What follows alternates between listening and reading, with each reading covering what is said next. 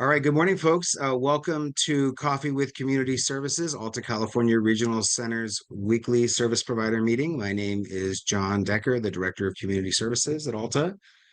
Thank you so much for joining us today. We've got 63 folks on. We will do introductions of staff. So we've got this morning Alejandra on, and Odelia, and Tom, and Christine, and Michael from Community Services. And we've got Ethan and Boyd and Brandy on from Community Services as well. From Client Services, we have our manager Dana, and we have Cindy Lay on. Good morning. And additionally, from Community Services, we have Yvette and Jaslyn, and we've got Christy and my assistant Zach and Sammy, and our housing specialist Rhonda is on as well. And good morning. Additionally to Community Services staff, we've got Dan and Virginia and Chris and Jessica. Our manager Helen is on. Our manager Jordan is on as well. We've also got our emergency coordinator Hubert, and we've got Mason, Jolana, and Beverly and Monet. Good morning, Monet from Community Services as well. For today's agenda, we have Michael with our sign of the week and Deaf Culture 101. We have an update about our community meeting that we held this week. The Department of Developmental Services released the Community Placement Plan, Community Resource Development Plan guidelines. So we're going to go over that. We have some upcoming vendor forums on our website. So we're going to go into our events calendar and talk to you about those. We're going to do a plug for the Supported Life Conference that's coming up.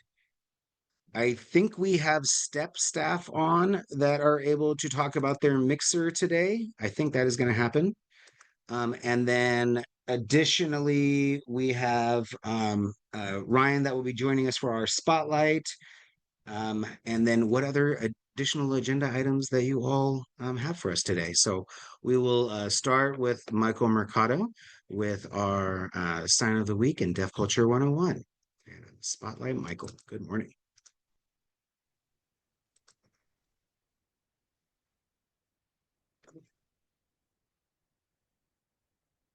Hello, good morning. All right, for our signs of the week, we're going to talk about reporting pain specifically. Our first one is going to be what's the matter? I'll give you the English phrases and then show you the signs. It'll be a little different. Our second is going to be, can you show me where it hurts? And then our third is going to be like pointing or placement of where pain is. So here's our first one. What's wrong or what's the matter? So you kind of lift your shoulders a little bit. What? And then wrong or what's the matter? Our second would be pain or hurt. Where? So can you show me where it hurts? Is hurt or pain where? And then our third is you kind of have different locations that you can show where you're having pain. So if you're having a headache, you're going to do pain at your head. If you're having a stomach ache, you're going to do that pain sign at the location where that pain is. You could be having shoulder pain, so you point to your shoulder and then do the sign for pain. If you're having an earache, point to your ear, then pain, or a toothache. Your jaw hurts. So the most important thing is the location and then pain. All right, we'll do those again. So what's the matter is what and then wrong.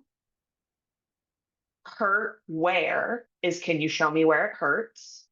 And then you can pick where it hurts. You can get creative with it if you have shoulder pain, head pain. Great. Good job, everyone. And then if you would like to practice those more, I'll be sending you the link to those signs.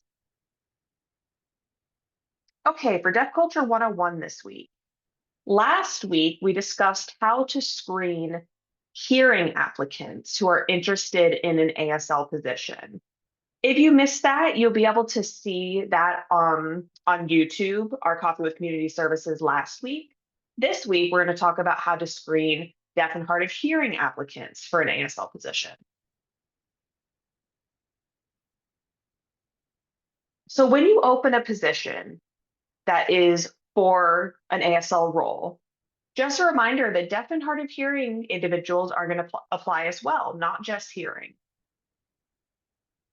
So I have a few tips on how you can be prepared for an interview with a deaf and hard of hearing individual if you yourself do not know sign language. So I'll give you some do's and then we'll talk about the don'ts. So first for the do's, if you have an interested applicant who sends the resume, seems like you want to invite them for an interview, but you do not know if they are hearing or deaf or hard of hearing. How do you go about that?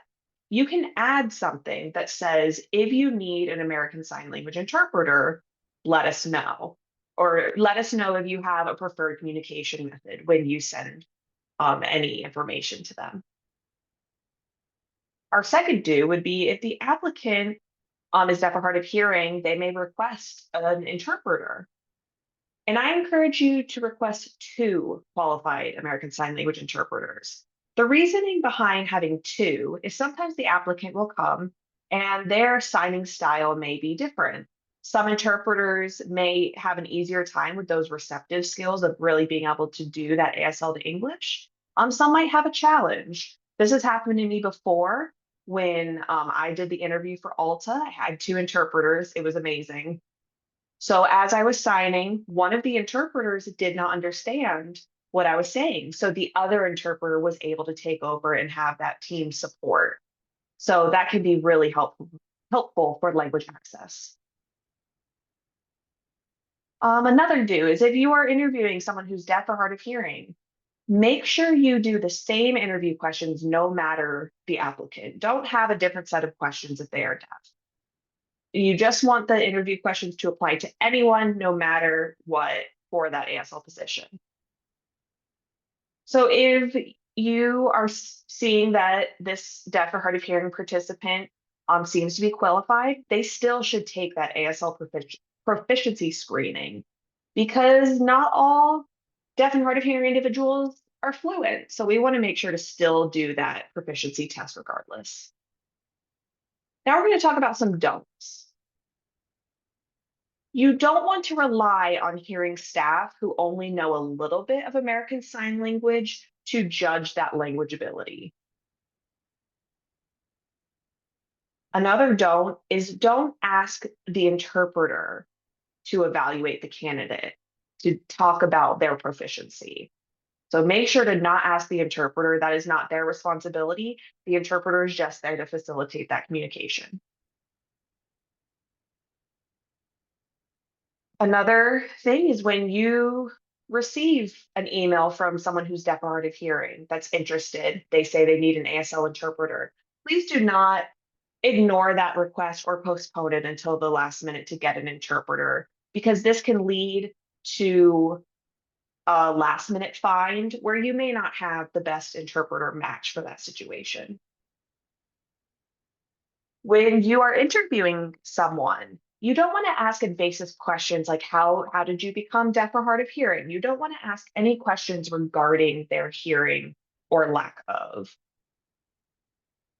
Another thing is if a deaf individual can voice verbally for themselves or lip read, you cannot use that to determine fluency of American Sign Language as well. So those are our do's and don'ts. The reason why I encourage you to hire deaf and hard of hearing individuals for your team is they're really going to help your program or your organization. They may notice some gaps or anything that's lacking that needs improvement in your program that for those deaf and hard of hearing consumers. Don't be afraid or nervous to hire someone who is deaf or hard of hearing. That it's really going to make your team become a lot stronger. All right, thank you so much. Oh, and then, sorry, one thing I wanted to add.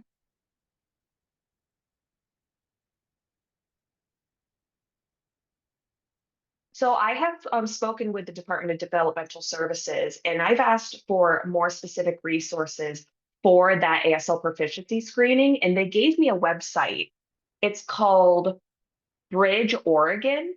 So they have a great test for American Sign Language applicants. So I'll send you the link if you happen to need one of those proficiency exams for an applicant. I'll make sure to put that in the chat because I was able to ask them about that.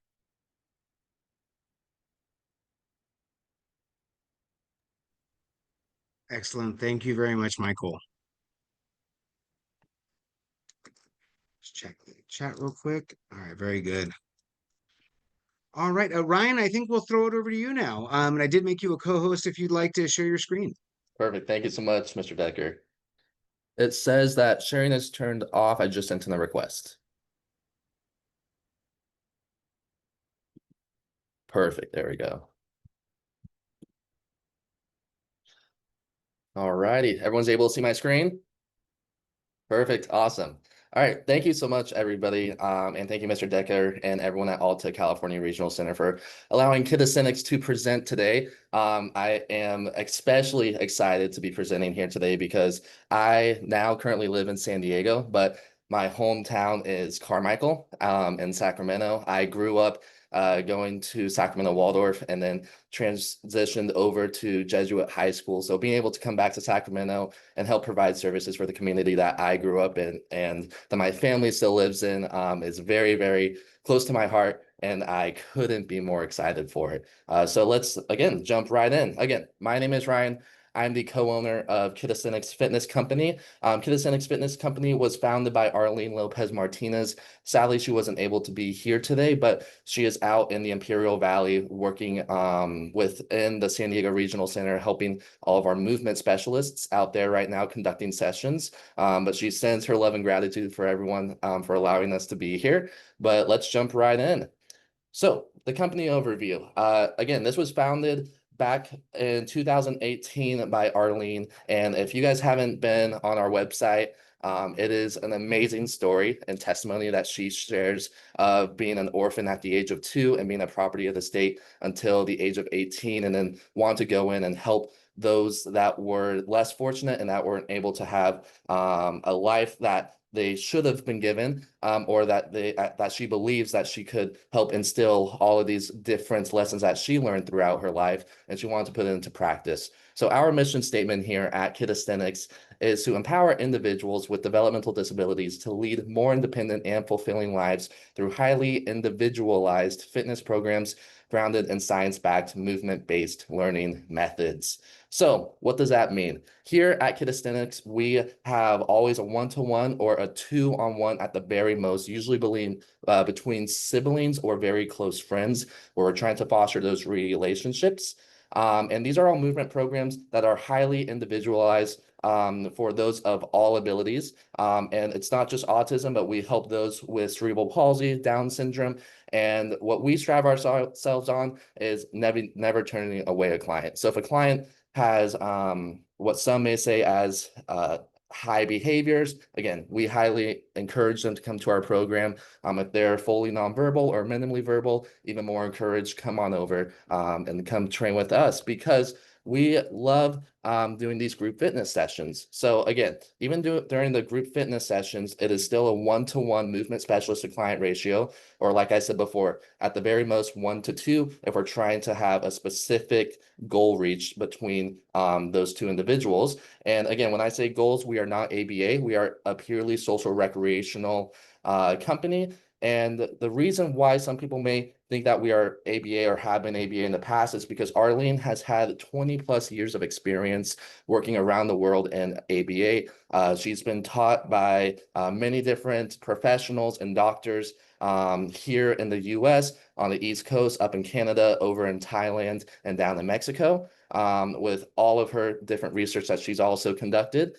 So she's brought all of her skills that she's learned from those around the world that the US doesn't see as typical therapy, and she's brought it here to San Diego. And now we're blessed to say that we're being able to expand all the way throughout all 21 regional centers by the end of 2026. to bring this to every single individual that would like to receive these types of services. So lastly, on the what we do section, when it comes to the Independence Building, our lean specifically saw that there was a very clear indication of just practicing in a facility about different behaviors and social goals, but actually taking it out into the real world and seeing what can we do to try and help our clients become more independent. So what we do is we have our movement specialists take a client or maybe two who are friends or siblings out to SeaWorld, the San Diego Zoo, different bowling alleys, and Padres game. But up in Sacramento, might be a little bit different.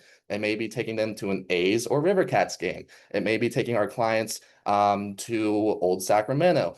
So anywhere in Sacramento, my favorite is going up to the Folsom Lake and doing social outings up there and seeing our clients love and be in the outdoors and being able to help our clients foster those social skills and help them become more independent in these environments. So who we serve, again, like I mentioned before, individuals with any developmental disability and even mental disabilities of all abilities. So our methods and where do they come from? Primitive movement training is focused on retained primitive reflexes. So reflexes that should have been integrated in early childhood. And this addresses delays in the nervous system that our clients have activated when they're in social environments, which will make them shut down or have behaviors. So we work on this through the one-on-one individual sessions. So when we go into a social environment, they're able to become more independent based off of what we learned before. This also helps unlock voluntary and complex movement patterns.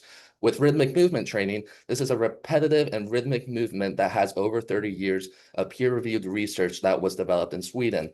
Here in the US, they see it more as a holistic style of training, hence why it is not a medical service and we are in the social recreational system. But with that being said, it still doesn't mean that there's no research behind it. And what we did as a company, and you'll see on the next slide, we've been able to track down the closest person to the founder of Rhythmic Movement Training, and her name is Kate Wagner. She's now an advocate and a part of the team of Kinesthetics. She was the apprentice of the founder of Rhythmic Movement Training. Sadly, Harold Blomberg, the founder, passed away 2 years ago, but he had a group of apprentices that he worked with, and Kate is on our team helping us develop all these specific individualized programs. So with rhythmic movement training, it's repetitive rhythmic movements that encourages brain and body coordination. It improves bilateral integration, and it boosts neuroplasticity, emotional regulation, and retention, which helps with the long-term benefits of our services on our clients rather than just these short-term goals.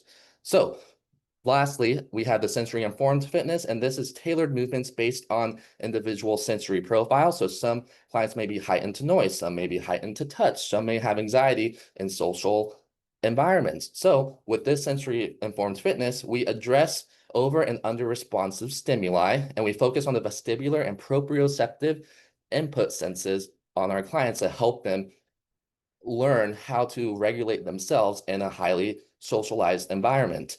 This also supports regulation and functional engagement within their own environment. Just a couple more slides. So right now, where's Kinesthetics located? Where our central base is here in San Diego. We also work out in the Imperial Valley as well, where we just opened our first facility back in May. It's a 4,200 square foot gym in Imperial Valley, specifically designed for our methodologies. We, again, as I mentioned before, are planning to expand to all 21 regional centers by the end of 2026. And our broader goal is to, again, continue expanding into underserved communities. That's who we really strive ourselves on helping, and create consistent, high quality support all throughout California, and to keep innovating and bringing these services into a 21st century where there hasn't been as much research in recent years. And that's what we strive ourselves on, is continuous research, continuous improvement, and working with professionals that should be developing the curriculum and programs in this field of work. So that is why we are working very closely with the University of Texas Brain Health Institution to continue to monitor our programs and to be able to improve upon our data and our research that we continuously develop, not on our clients, but working with the University of Texas Brain Health Institute under Dr. Sandra Bond, to make sure that all the movements that we are doing is having a positive effect on our clientele.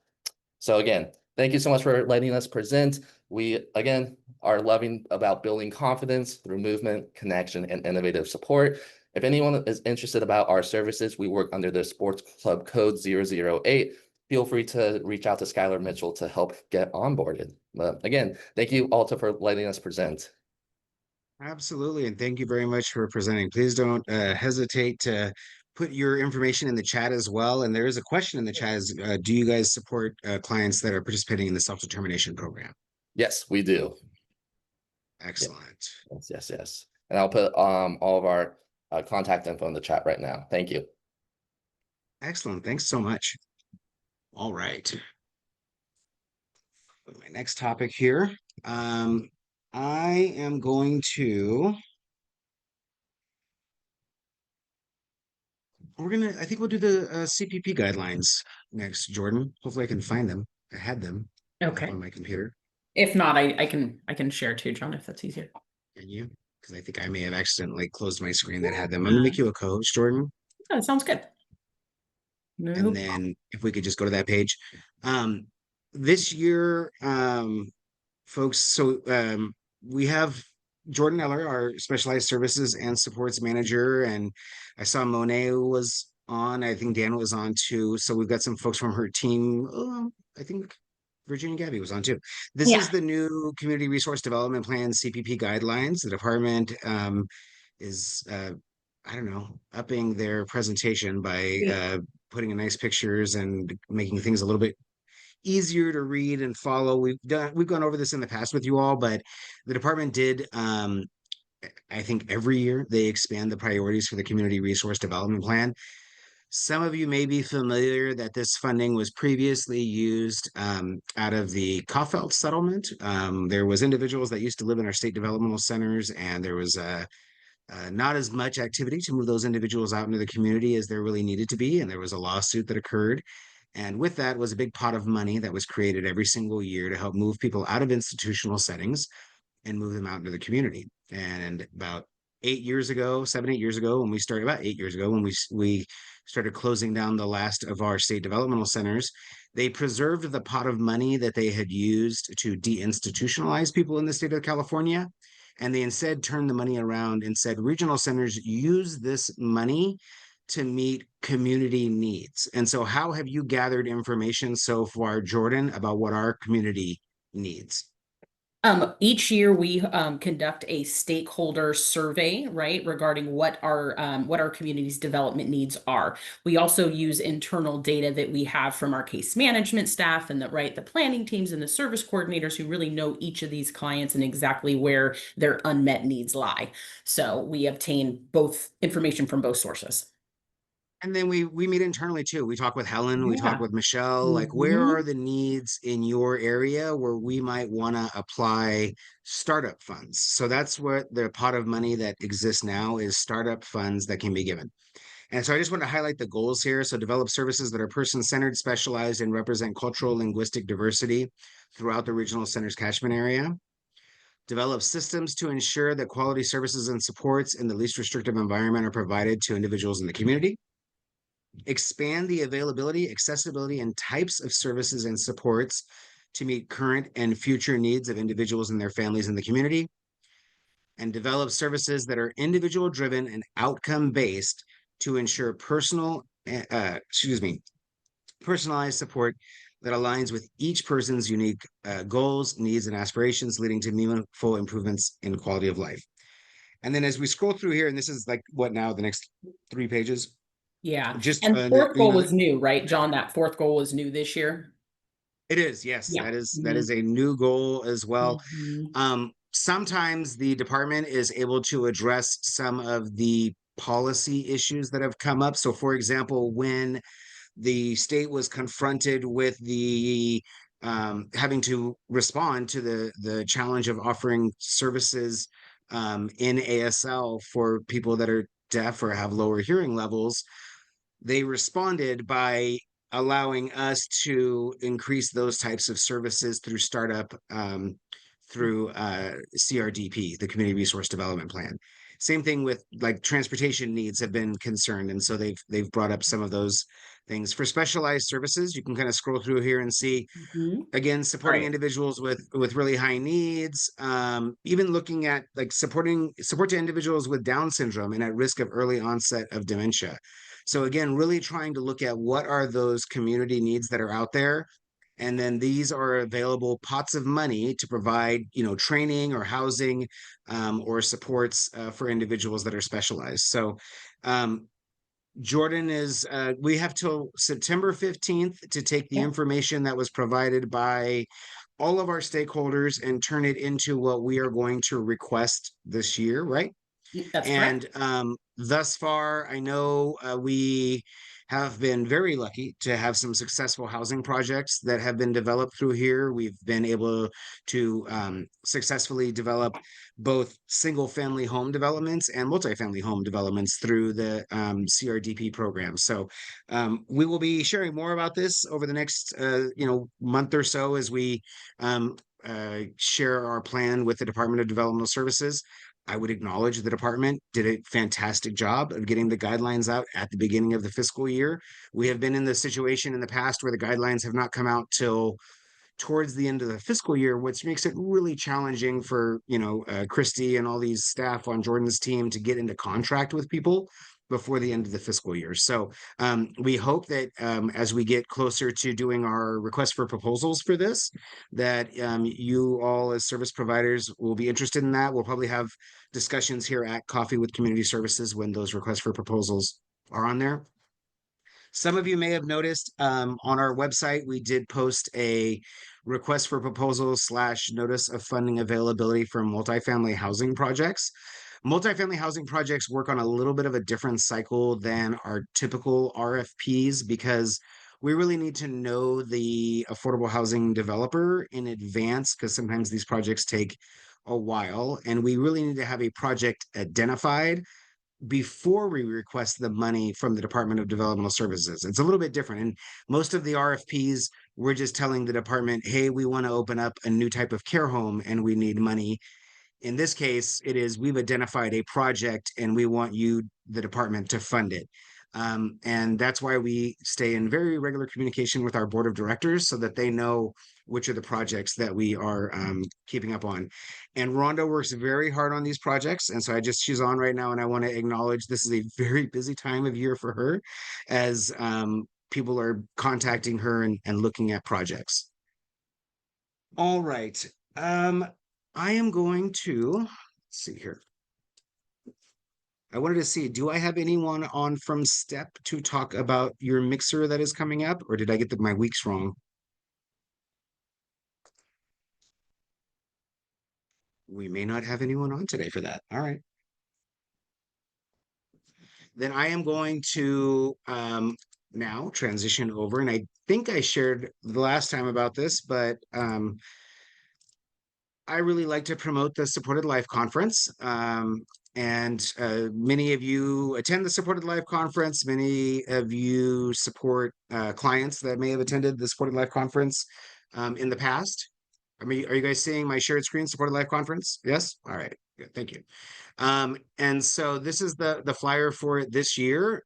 And you can see the awesome keynote speakers. This is Navigating Safe Passage Through Changing Times. And it is on October 9th and 10th. And you can see the registration information is at the same place that it's been at now for a few years.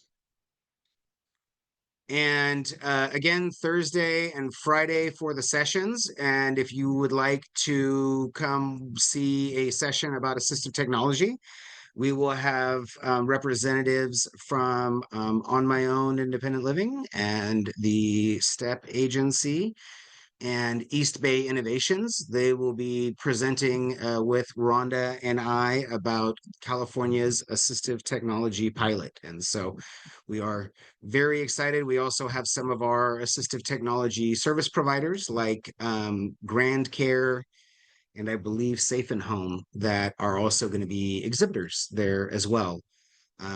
We are constantly doing a lot of work with the statewide assistive technology pilot. It is coming kind of towards the end here, and a lot of summarizing of the findings. And we are very excited to present that at the Supported Life Conference. So lots of other amazing speakers. We have updates, on a legislative side of things with Tony Anderson. Certainly some of our service providers will be in this as well. We had a CalAble presentation. Tracy's going to be talking about affordable housing. If you guys are familiar with Tracy from ARCA, an amazing advocate. Compass, Melanie, who you guys have heard from multiple times here and that speaks at this meeting, is also going to be presenting too. So I would just say don't miss out on the opportunity to get some excellent presentations this year. All right. I'm going to move over to our events calendar and go over some of our upcoming things that we have going on here at our regional center. I think I have two different links for this one. So this is Medicaid cuts are no longer a proposal, they're law. Our executive director has been really promoting the education that is being provided by the State Council on Developmental Disabilities on the impacts of federal Medicaid cuts and how that may impact us here within California, within our system. I am going to, let's see, this is straight from the State Council's website that has the registration information. So I'm just going to copy that and I'll drop it into the chat for folks if you would like to participate in these trainings. I have watched Aaron Carruthers and others from the State Council do a number of trainings on this, and I really do feel like they do a very good job of breaking down and helping you understand it, but also not making things like overly doom and gloom, but very functional for us. And so the best thing we can encourage all of you to do as service providers, because what impacts individuals that we serve impacts you as service providers, certainly, is keeping yourselves informed, attending all of these trainings that you can, and looking at how it may impact, again, those you serve, but also your own businesses as well. All right. On our calendar, I believe we have some upcoming vendor forums. Is that right, Michelle Duchesne? I think we do. Yeah, we do. And we just added a couple that the links aren't updated yet. Do you want me to go through those? Yes, please. Okay.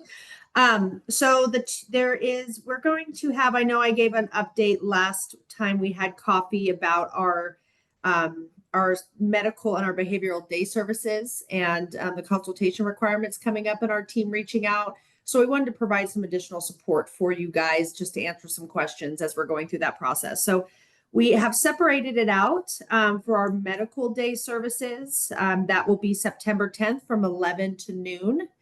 And for our behavioral day programs, that will be September 9th from 1 to 2. So those are the two that are not yet on our website that we're working with our team right now to get those updated. The two that are on our website right now, we have a residential vendor forum that is on September 17th from 1 to 2 o'clock. And that's really to support. We are going to be supporting the first part of the meeting will be for our level 2s and our level 3s to really talk to them about what the changes are with the rate reform and the awake night hours and also the consultation requirements. So first 30 minutes we'll focus and we'll start on level 2s and 3s, and then we will support with all residential moving forward for the remaining 30 minutes. And then we have an ILS vendor forum that is October 21st from 11 a.m. to 12 p.m.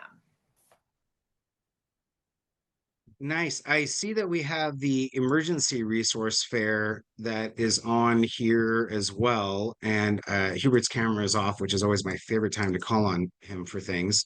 But Jordan or Michael Mercado, I don't know if either of you have an update about this one, if Hubert's available or not. I can Oh, speak there's on Hubert that, right John.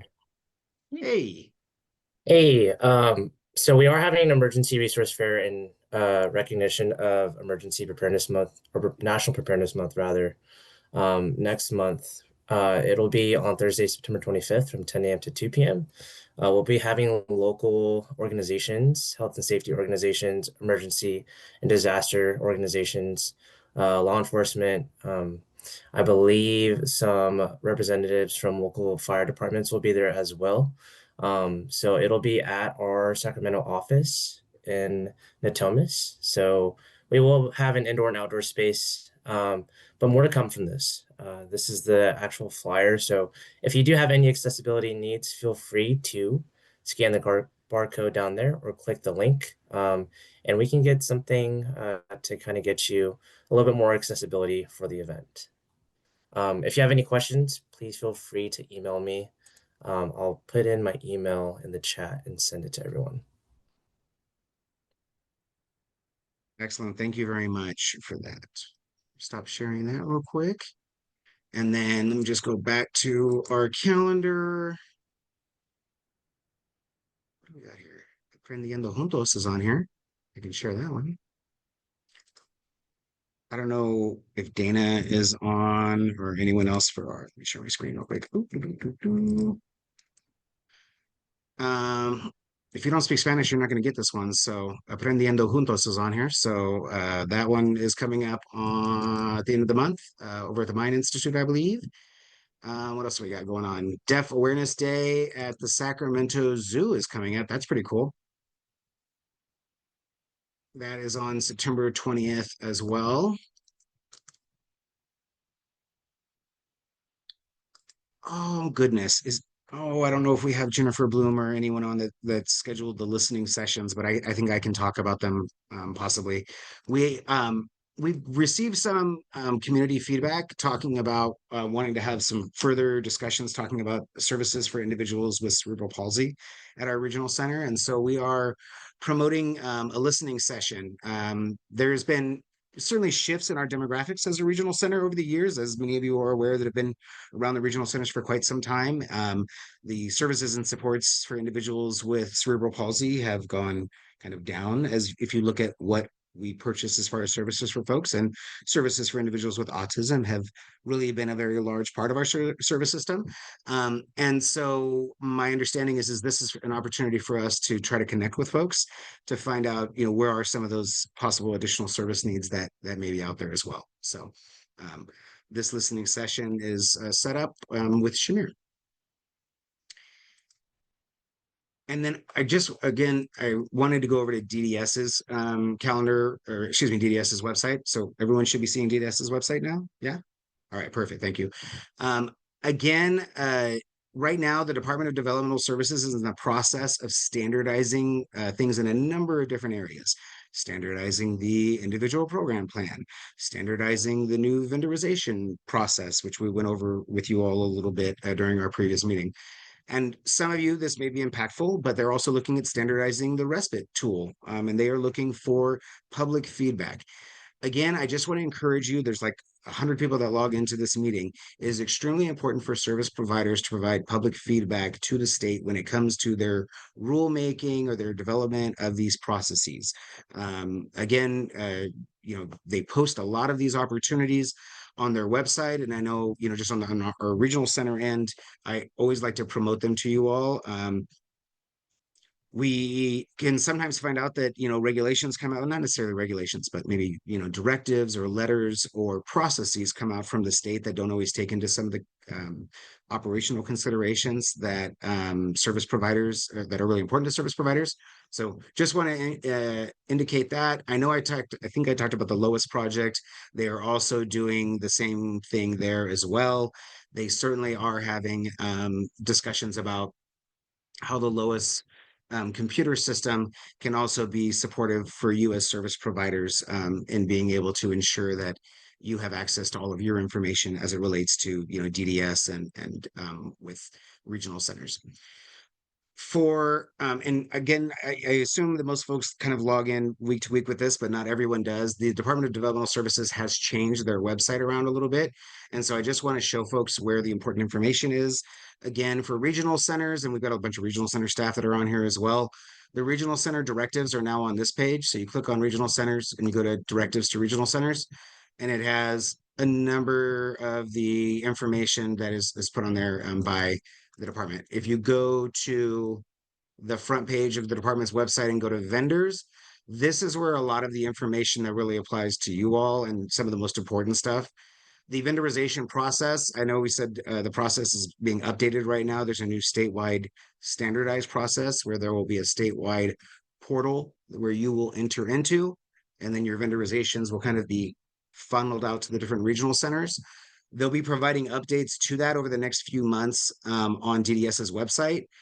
I did have, I'm curious if they haven't put anything on here quite yet, I don't believe.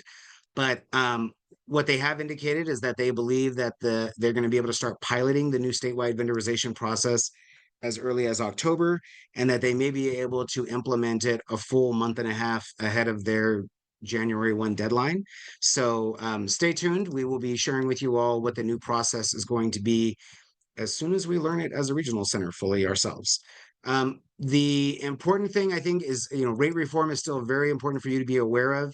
If you are a new provider, if you are a provider that has been around, there are a number of rate reform directives that have been issued over the last calendar year, so since August of 2024, that really define what rate reform looks like. It really, there's a lot of information in here.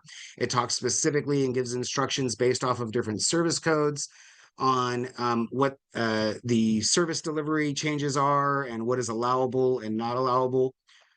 We have been able to switch over a number of authorizations at our regional center to new service codes. There's some that are really easy, just an easy crosswalk over to a new service code. In some cases, and we've been meeting recently with our early start vendors, our infant development programs, could be having a meeting as well soon.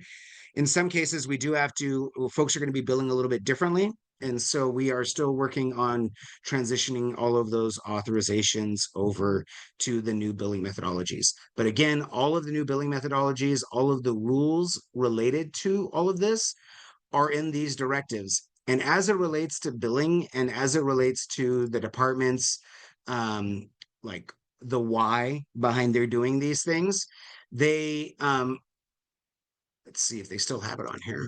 Oh, sorry. Wrong screen. Meeting information. So again, if you're new to the regional center and you're a newer vendor or you are interested in what's going on with this rate study, these are videos that are right from the Department of Developmental Services explaining rate reform, explaining your new ways of billing. And the information that's on these videos has not changed as far as like rate methodologies. Transportation, I will say, is a little bit still in flux right now. I think it has been, widely presented that the Department of Developmental Services is planning on increasing the mileage rates for 875 closed transportation providers. And I believe we have a statewide meeting coming up pretty soon, maybe in the next week or so, with those providers as well. And so folks will get more information about the specific transportation rates.